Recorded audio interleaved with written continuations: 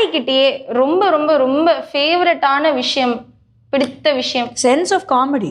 அது சினிமாவில் மட்டும் கிடையாது அவர் பண்ணுற காமெடி, நிஜ வாழ்க்கையில் யதார்த்தமாக பண்ணிக்கிட்டு இருப்பார் காமெடி. டைமிங்கில் ஜோக் அடிக்கிறது, ஒரு விஷயத்த திட்டி சொல்லணும்னாலும் அதை ஜோக்கு மூலியமாக சொல்கிறது, அதை திட்டும் போதே நம்மளுக்கு சிரிப்பு வந்துடும். அந்த மாதிரிலாம் அவர் நான் சீரியஸாகவே எடுத்துக்க மாட்டேன் அவர் என்னை திட்டும் போது, ஏன்னா அவர் அதுலேயே ஏதாவது காமெடி பண்ணிடுவார். அதனால ஆனால் அது நம்மளுக்கு அது அழகாக போய் இறங்கும் மனசில். ஓகே, அவர் இதை தான் நம்மக்கிட்ட சொல்ல விரும்புகிறாரு போல இருக்கு அப்படிங்கிற அந்த பாயிண்ட்டு. ஸோ அவரோட sense of timing and comedy எனக்கு வேற லெவலில் எனக்கு ரொம்ப பிடிக்கும். ஸோ ஹி இஸ் நாட், அவர் வந்து சீரியஸ் பர்சன் கிடையாது. ஐயோ, ஒரு வாட்டி கூட சார் சீரியஸா பார்த்தே கோபம் வரும். ஓகே, யாருக்கு தான் அது வராது? கோபம் வரும், அப்செட் ஆவாரு, சில தருணங்கள்ல அழுதுருக்காரு, அதெல்லாம் ஓகே. பட் எப்பவுமே ஒரு சீரியஸ் பர்சன், எங்க அப்பாவை பார்க்கவே எனக்கு பயம், எங்க அப்பா ரூம்குள்ள போகணும்னாலே நான் கதவை தட்டிக்கிட்டு போகணும், அதெல்லாம் கிடையாது.